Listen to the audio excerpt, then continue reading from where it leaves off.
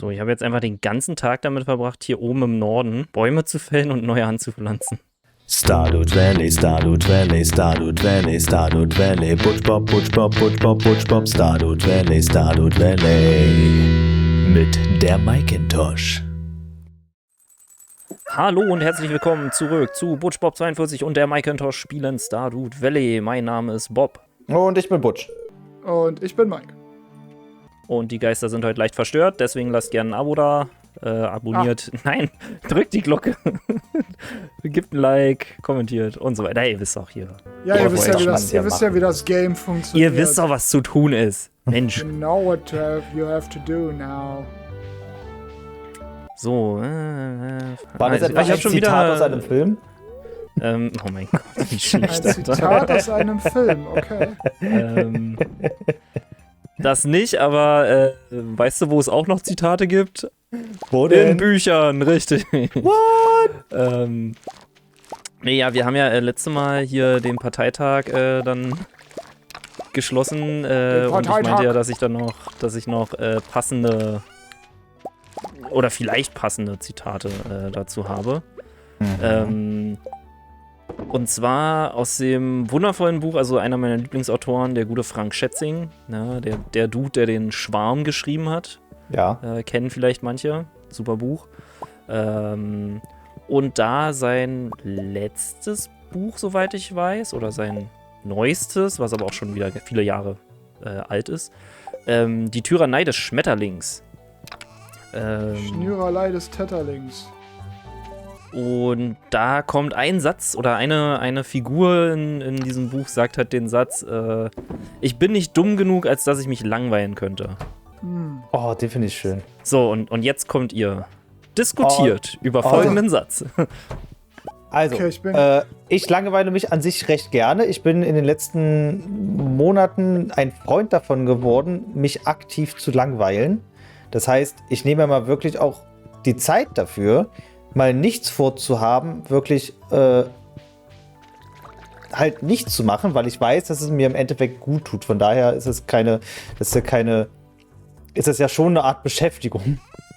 Und ich glaube, du hast halt auch immer was zu tun. Also ich finde den Satz erstmal cool, zu sagen so. Aber wenn du dir Zeit nimmst zum Nichtstun, tust du dann wirklich nichts? Naja. Philosophische Frage. Nee, ich tue irgendwas mache ich ja sowieso, aber ich langweile mich auch dabei. Okay. Ich langweile mich halt auch wirklich dabei, weil ich dann merke so, ey, jetzt kann ich auch mal wieder, du kommst halt trotzdem mal runter. Und das heißt nicht, dass du dich dann irgendwie schlafen legst oder so, weil dann verpasst du ja wieder die Zeit, in der du dich hättest langweilen können. Weißt du, was ich meine? Ich weiß, was du meinst und ich fühle das auch. Ich weiß allerdings nicht, ob ich sowas auch tue. Denn wenn ich zum Beispiel nichts tue, dann bedeutet das für mich, dass ich mich meist mit so Sachen, die normale, gesunde Menschen dann tun, nicht befasse und dann einfach, keine Ahnung, wie ein Bekloppter zocke zum Beispiel. Einfach, ich sag, heute tue ich nichts außer dies und das. Aber das heißt ja nicht, dass ich nichts tue. Ja. Das ist die Problematik dahinter. So wirklich nichts tun, tue ich, glaube ich, nie. Na, aber es ging ja auch nicht darum, es heißt ja nicht, ich bin nicht dumm genug, um nichts zu tun, sondern ich bin nicht dumm genug, um mich zu langweilen. Das heißt, also du kannst ja auch bei jeder Beschäftigung, kannst dich ja auch auf Arbeit langweilen, obwohl du gerade irgendwie was zu tun hast. Kannst dich auch, kannst dich immer langweilen. So. I see. Ne? Von daher würde ich immer sagen, das hat schon, nee, das ist noch mehr. Was soll ich jetzt hier machen? Also ich fand den Satz nämlich auch erstmal großartig, so auf den ersten Blick, weil ich mir dachte, ja, so irgendwie, also es klingt dann aber auch eigentlich irgendwie wieder traurig, wenn man weiter drüber nachdenkt, so, okay, also angenommen, ich bin jetzt schlau, dann kann ich mich anscheinend ja gar nicht langweilen. So, und das ist dann irgendwie wieder so, ich kann mich irgendwie nicht langweilen, so, also, ich kann nicht abschalten, ich muss immer irgendwas machen oder ich habe immer das Gefühl, da muss noch mehr kommen, noch mehr sein, wie auch immer. Das ist halt die Frage, findet man Langeweile als solches erstmal schlecht? konnotiert man Langeweile schlecht oder kann man auch da seinen Nutzen draus ziehen? Ja, also wenn mir langweilig, also wirklich langweilig ist, dann ist das teilweise so ein Gefühl, bei dem ich mir irgendwann sage, Junge, mir ist langweilig. So, weißt du, dieses langweilig, das Kinder sagen, wenn die langweilig, mir ist langweilig. Mir ist dieses leicht angenervte. Ja, dieses, wenn jetzt nicht gleich was passiert, hau ich mir selber ins Gesicht. Mit der Faust und anlaufen. I hurt myself today. To see if I still feel. I'll focus Alles klar. on the pain. The only thing. Ja, nee, deswegen, also ihr würdet jetzt sagen, der Satz ist nicht so 100%ig. Vielleicht bin ich zu es dumm, kommt dann um auf die den Person so an. Ich finde den aber an sich schon echt gut. Also ich finde den Satz als solches schon mal gut. Ich würde ihn jetzt nicht zu 100% auf mich beziehen können, aber ich finde ihn, ich verstehe, was er damit meint. Ja.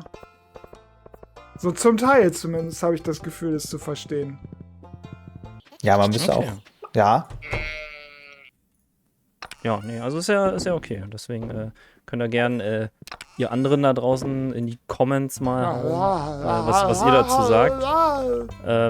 Mike? Alles klar. Mike? Ja. Ich hatte gerade einen kleinen Reitunfall. Oh Gott, ich habe eine Cutscene. Du bist aber. Pfui, es stinkt.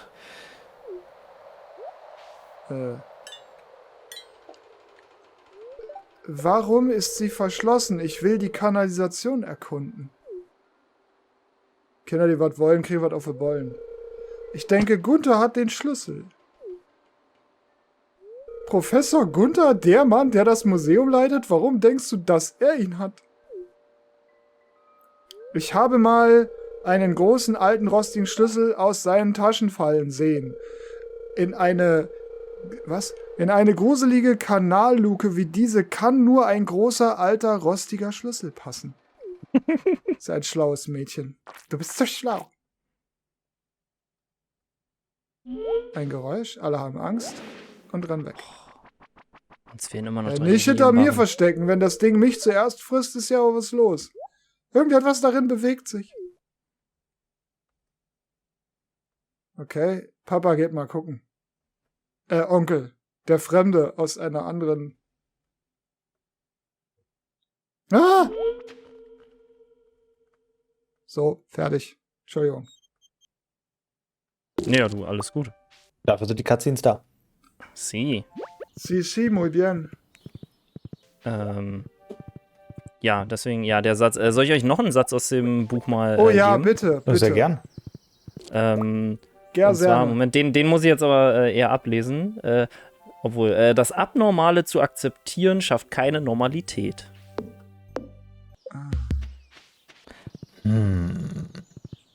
Voll deep heute. Richtig deep. Ich bin auch richtig deep in den Wäldern hier gerade drin.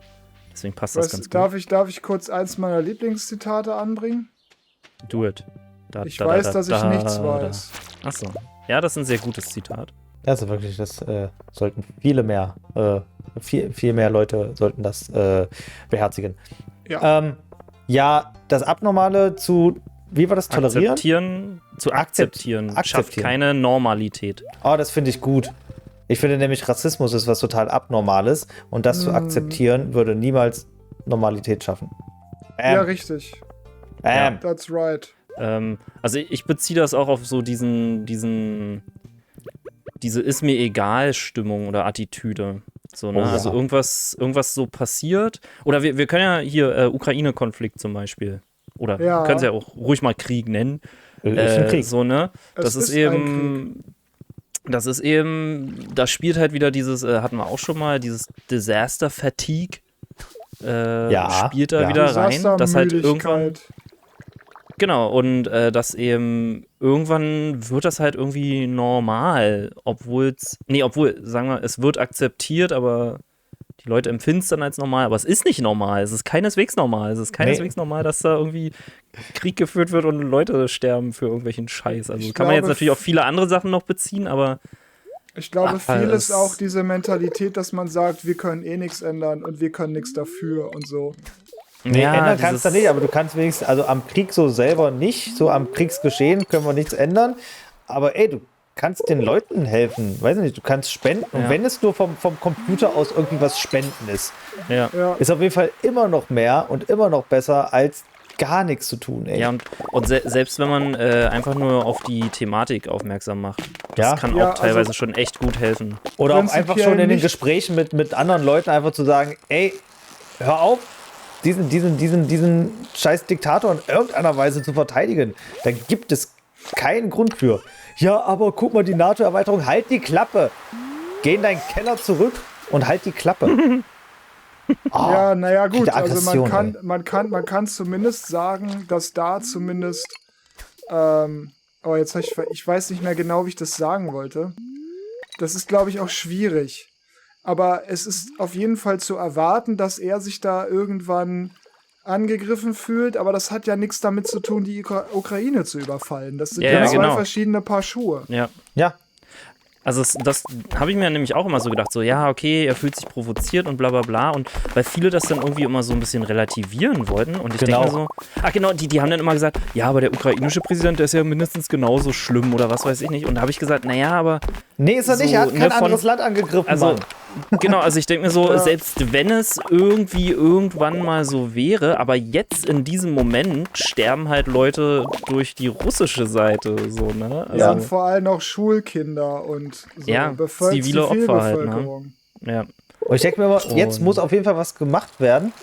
Und diskutieren kannst du danach immer noch, wenn die Scheiße vorbei ist. Und so eine Fehleranalyse, das kannst du danach machen. Aber das ändert die Situation jetzt erstmal nicht. Ja. Ja, dieses, was wir ja auch in irgendeiner Folge hatten wir es auch so, also musst du jetzt nicht extra raussuchen, aber die Ukraine-Flüchtlinge, die werden ja mit offenen Armen hier aufgenommen, ne? Und damals, als die, Syrer oder so kamen, die wollten sie nicht reinlassen und so. Die wurden auch zu Hause aufgenommen. Die wurden voll gut aufgenommen in Deutschland. Zum einen das, und selbst wenn es so wäre, dann denke ich mir so, und dadurch haben jetzt die Ukrainer kein Recht, aufgenommen zu werden? Oder was ist denn das für ein Gedanke? Also wie bescheuert. Ja, vor allem, was hat denn das eine mit dem anderen jetzt großartig zu tun? Ich denke mir so, das ist jetzt halt ein paar Jahre her und anscheinend funktioniert es jetzt besser. So, also dann seid doch lieber froh darüber. Also, weiß ich nicht. Ja, deswegen, was man auf jeden Fall dagegen tun kann, ist nicht zu akzeptieren, dass es so ist. Genau, also dieses abnormale nicht akzeptieren. Wir können nichts tun, kannst du sagen, das ist Quatsch. Ja, ist es auch. Also, ja, definitiv. Und ich meine, wenn wir mal ganz ehrlich sind, es gibt auch genug Deutsche, die jetzt da hingegangen sind, um aktiv am Kriegsgeschehen teilzunehmen. Ja. Damit ich nicht sagen will, das ist der richtige Weg und alle sollten das tun. Aber so viel zum Thema, wir können nichts tun. Ja. Ja, auf jeden Fall. Und es gibt auch Leute, die diesen flüchtenden Menschen Unterschlupf anbieten. Und zwar von selber. Ja. Nicht, weil sie Unterstützung kriegen oder Geld, sondern weil sie sagen, dass ich kann nicht gut schlafen, wenn diese Ungerechtigkeit passiert. Und ich habe mehr als genug Geld, also kann ich helfen, so nach dem Motto. Ja. Da hatte ich letztens mit meiner einen Nachbarin, die ist ein bisschen älter, die hat dann da manchmal ein bisschen komische Ansichten, so, wo ich mir denke, okay, Boomer. Und die hat dann auch gesagt, und weil sie jetzt gerade keine Wohnung findet und weil es wird ja alles an die Ukrainer so gegeben. Und ich denke mir so, also zum einen ist die Aussage natürlich totaler Quatsch. Ja. Und dann denke ich mir so, sei doch halt froh, Alter, du hast ein Dach überm Kopf jetzt gerade im Moment und die haben einfach gar nichts. Also sorry, aber da kannst du denen vielleicht auch mal auf jeden Alter. Das muss man sich erstmal trauen. Also da dachte ich mir auch so, du kannst ja vielleicht auch mal gucken, die haben einfach gar nichts. Also dann so, also das ist halt auch schon mal gönnen. Das ist halt auch dieses Bildsprech, ne? Also jetzt nicht unbedingt auf diesen, aber auf andere Situationen hin, wo dann gesagt wird, ja, guck mal, weil die das haben, kriegst du das jetzt nicht, was halt völliger Quatsch ist. Das war damals 2015 Bullshit. Nicht so, das war noch nie bei Geflüchteten so, das ist Quatsch. Ja. Ganz großer Quatsch. Ja. Ja, deswegen, also fand ich auch ein bisschen so, okay. Aber ich weiß nicht, ich finde manchmal ist es halt aber auch wichtig, dass man einfach mal sagen darf, was man denkt. Ich bin eingeschlafen. Scheiße. dass man auch mal sagen kann, was man denkt einfach. Aber das ist auch wieder schwierig. Da passiert was. Oh. Und die Hexe. Oh. Ich weiß, was das bedeutet. Mein Kugelschreiber schreibt nicht mehr. Das bedeutet das. Scheiße. Genau. Deswegen lacht sie und fliegt weg. Aber wir haben doch aber schon ein schwarzes Hühnchen. Ne, jetzt haben wir noch eins. Ja. Now you have twice. Nee, man das twice so? heißt Nein. zweimal. Now you have Zweimal two. heißt twice. Now you have two. Genau. Der Tag ist. Nee, warte, die Folge ist noch nicht rum. Nee. Nein, wir haben noch. Wir haben ja erst mit den 2 Zitaten hier gestartet. Genau. Und sind schon zum Ukraine-Krieg gekommen. Ja. Nee, du darfst ja alles sagen, was du denkst. Ja, aber Das ist ich das Geile in meine Deutschland. so zu sagen, dass man nicht gleich irgendwie in so eine Schublade gesteckt wird. Das ist generell ja schwierig. Ja, aber da hast du ja du hast das Recht zu sagen, was du denkst. Und dafür zum Beispiel nicht in den Knast zu kommen, wenn es nicht gegen das Gesetz verstößt. Ja, du hast aber keinerlei Recht darauf, auf eine gewünschte Behandlung deswegen. Weißt du? Ach so, also du hast kein Recht ja. auf das Empfinden des Gegenübis dafür. So. Ja, Und wenn dein Gegenübi da auf einmal sagt so, ey, ich finde das mega scheiße, was du sagst und ich will nie wieder ein Wort mit dir reden, dann ist das legitim. Ja, Dann klar. ist das absolut legitim. So, und Aber damit können viele Leute aber nicht mehr umgehen. Ich finde es Ja. manchmal auch wichtig, unterscheiden, einen Mensch von seiner Meinung trennen zu können. Ich meine zum Beispiel, wenn ein Künstler zum Beispiel ganz gute Musik macht und jetzt hat er mal eine Aussage gemacht, die nicht so toll ist, dann wird gleich alles gecancelt. Alter, Das da könnte ist ich halt Morrissey Butch- nicht mehr hören. Das geht auf gar keinen Butch, die Folge musst du definitiv raussuchen, weil wir haben in einer Folge tatsächlich schon mal darüber geredet, Künstler und Kunst voneinander zu trennen und so. Ah, Ja. okay. Da hatten wir auch so die Beispiele Wendler, Michael Jackson und so, ne? Ja, also Michael Jackson ist für mich immer noch Kindheitsheld. Aufgrund seiner Musik. Ja, genau. Ja, der Typ war, also auch in seinem ganzen Auftreten, was seinen Job anging, war er einer der professionellsten überhaupt. Ja. Und das wird auch durch die gesamte Musikszene, jeder, der mit ihm zu tun hatte, beruflich sagt, gab selten Leute, die so krass professionell waren. Aber alles andere, Und so so sein wenig Privatleben war Starallüren hatte. war extrem weird. Also ich meine, jetzt mal von den Vorwürfen ab, die man ihm macht, ob die wahr waren oder nicht, keine Ahnung, kann ich nicht beurteilen, ich war nicht dabei. Ich möchte sie ehrlich gesagt nicht wirklich glauben, aber das ist vielleicht das naive Kind, das die Musik von ihm mochte, keine Ahnung. Aber ich meine, mal davon abgesehen, war er strange. Ja, klar.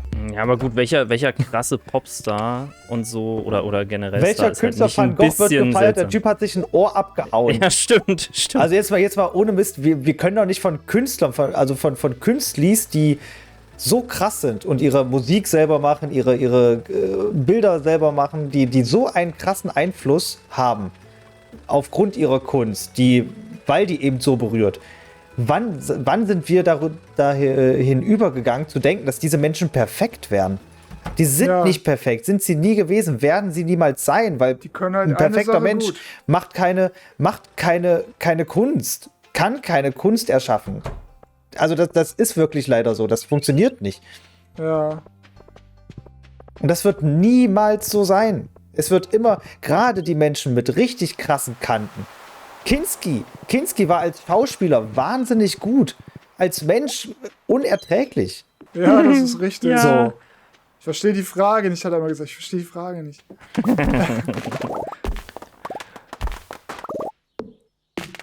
Also Ja, herrlich. dieser Anspruch, den die Menschen an berühmte Personen haben. Alter, guck doch einfach mal, wie schräg man selber drauf ist. Welche Ecken und Kanten man selber hat.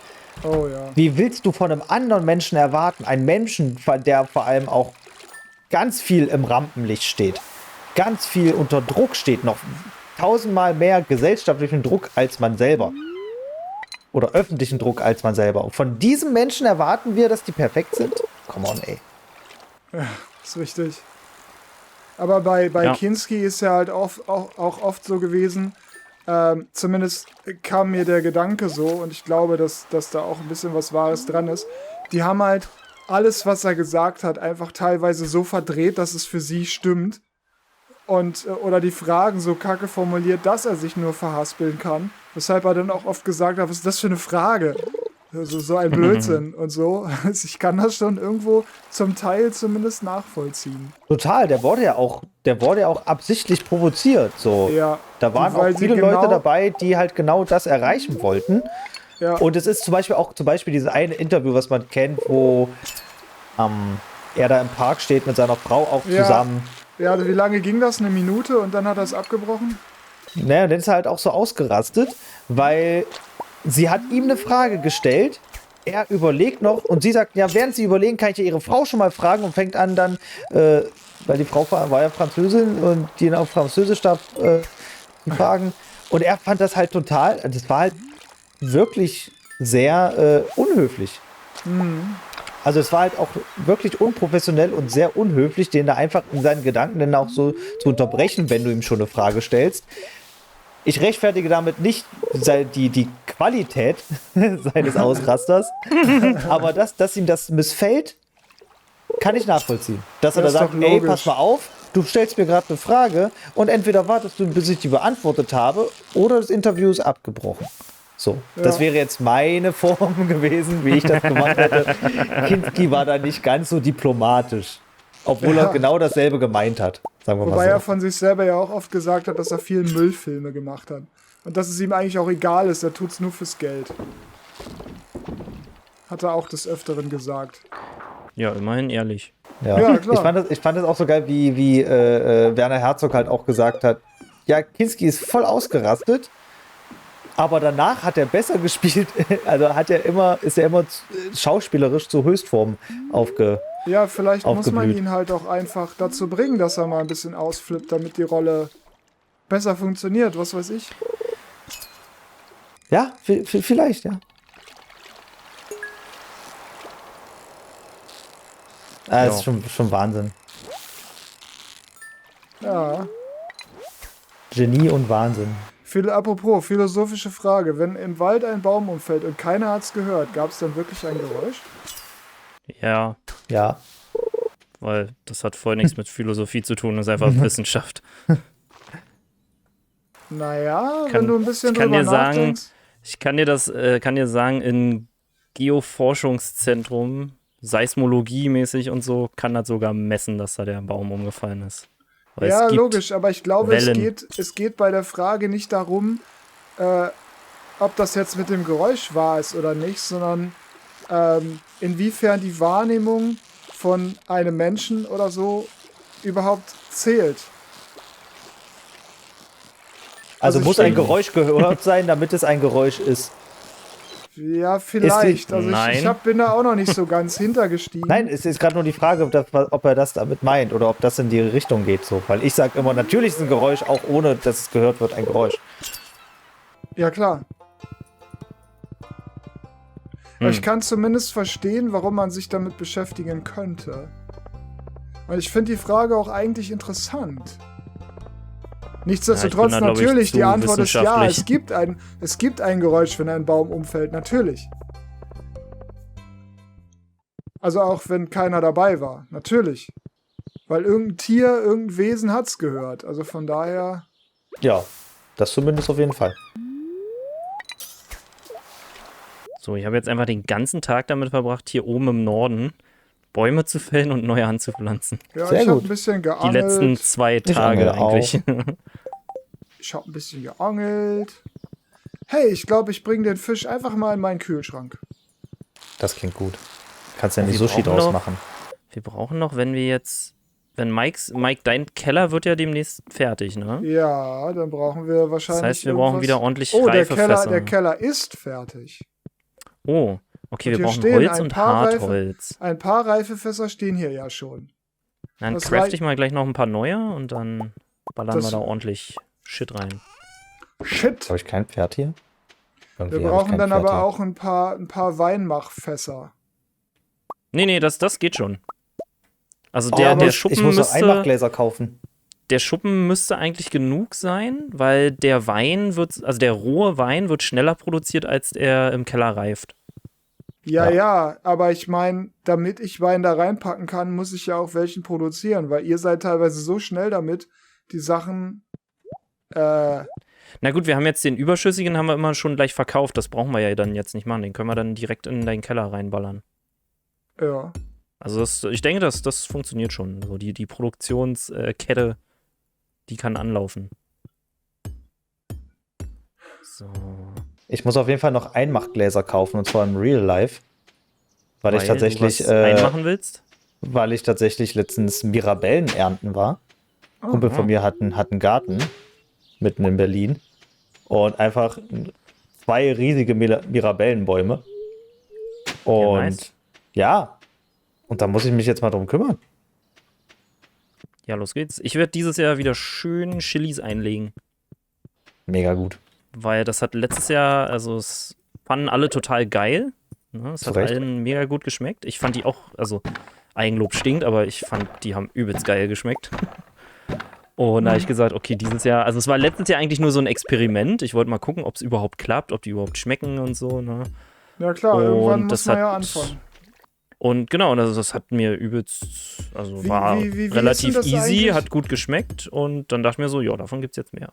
Apropos Eigenlob stinkt. Ich finde, das können auch bloß Leute sagen, die halt selber nichts zustande bekommen.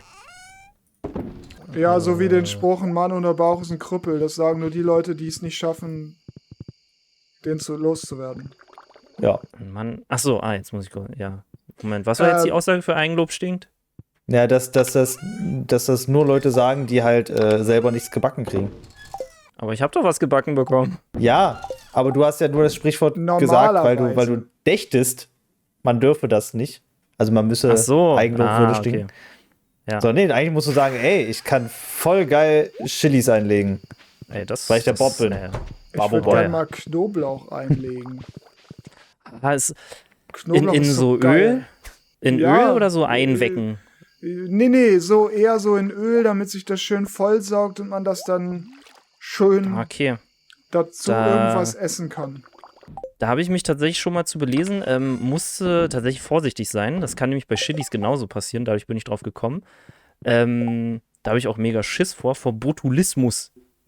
Was das? Das ist die Bildung von Botox in Lebensmitteln. What? Wenn sie falsch oder unzureichend gut verarbeitet wurden.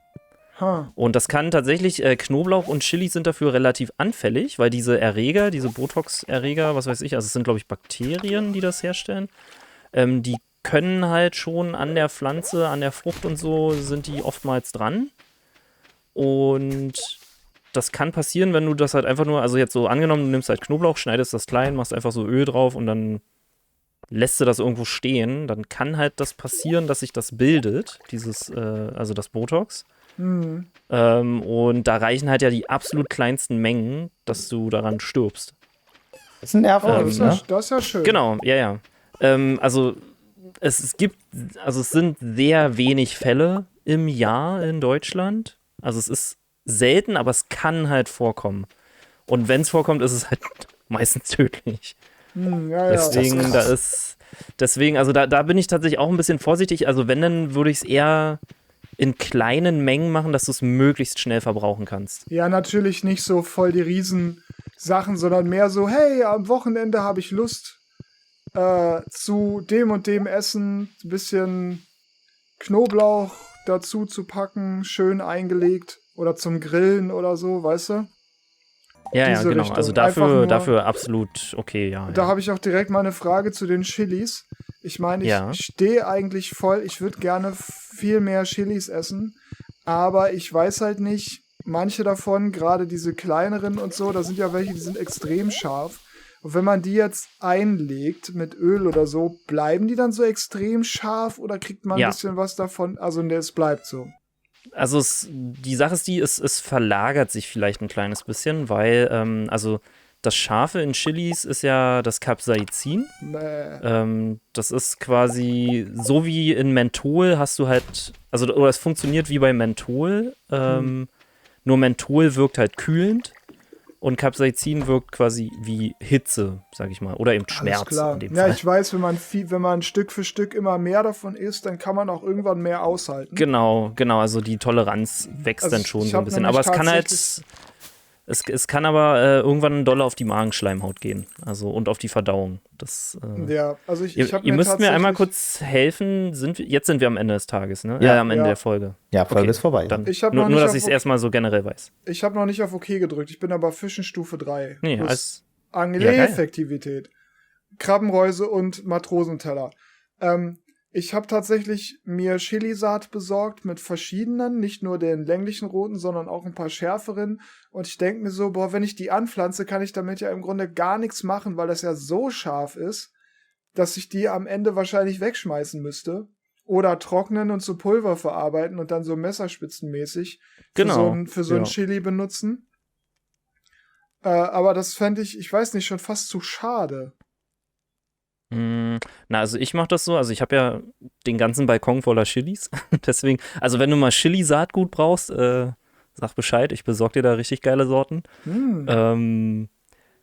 Ja, also ich mache es auch so, also hauptsächlich mache ich aus den Chilis halt auch Pulver, weil man das halt gut portionieren kann dann und weil es relativ einfach ist, Chilis halt zu trocknen und dann mal ein bisschen durch den Mörser zu jagen, dass das eben Pulver wird. Salz mache ich die gerne draus, nimmst dir einfach grobes Meersalz, weil das kann halt so die Säfte besser aufnehmen und je nachdem haust halt die Chilis, weiß ich, in Pürierer oder irgendwie so und dann vermengst du das einfach nur und trocknest das halt irgendwie im Ofen oder so. Oder manche machen es auch einfach in der Sonne oder was weiß ich nicht. Und da habe ich zum Beispiel schneiden und dann trocknen lassen quasi. Naja, also, wenn du Salz machen willst, musst du sie definitiv pürieren.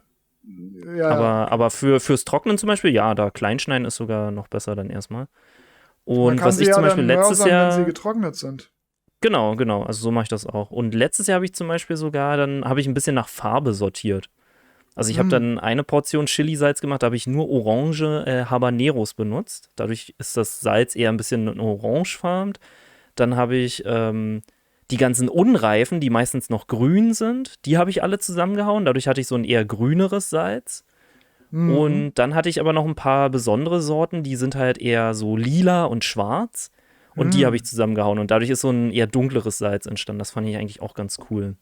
Weil manchmal habe ich Bock auf schönes Chili. Ja, genau. Und da kannst du so einen Scheiß dann reinballern. Ne? Oder ich habe letztes Jahr, dann auch Barbecue-Soße habe ich draus gemacht. Und eingelegt. Und dieses Jahr werde ich auf jeden Fall wieder einlegen. Pulver habe ich, glaube ich, genug. Salz habe ich auch noch genug. Mal gucken, ob ich da vielleicht ein bisschen was so für die Familie zum Verschenken an Weihnachten dann oder so mache. Geiler Scheiß. Und zermalst du die Samen auch oder nur die Frucht an sich? Ich sag mal so, wenn ich noch Saatgut von der Sorte brauche, dann hebe ich mir das meistens auf. Aber ansonsten lasse ich das auch oftmals drin. Ist scheißegal. Ja, ist ja auch scharf, glaube ich, ne? Saatgut. Das ist tatsächlich auch so ein Irrglaube. Die meisten sagen, in den Kernen sitzt die meiste Schärfe. Das stimmt so gesehen nicht. Die Kerne an sich haben keine Schärfe, aber die Kerne sitzen an der Plazenta der Beere. Also Chilis haben eigentlich Beeren, rein streng genommen. Okay. Und die sitzen an der Plazenta und die Plazenta ist das Schärfste in der Chili. Also da sitzt das ganze Capsaicin eigentlich drin. Und dadurch, dass die Kerne halt so nah dran sind, sagen viele mal, die Kerne sind halt das Schärfste und so. Ist aber eigentlich Quatsch. Alles klar. So, dann klicke ich jetzt mal auf OK. Genau. Ansonsten diese und andere Chili-Themen nächste Woche gern wieder. Dafür gern hier abonnieren, Glocke drücken, liken. Dafür stehe ich mit meinem Namen.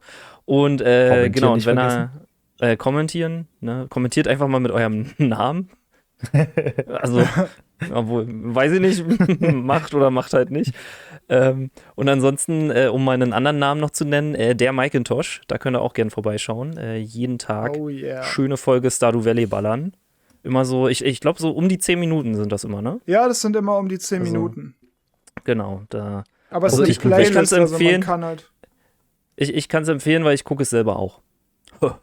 Das ist nicht gelogen, ihr könnt sogar gucken, manchmal kommentiere ich sogar. Ja, das stimmt tatsächlich. Wir kommunizieren manchmal über die Kommentare sogar. Gut, dann Jungs, sehen wir uns in der nächsten Aufnahme. Auf jeden Fall. Gute Nacht. Tschüss. Gute Nacht.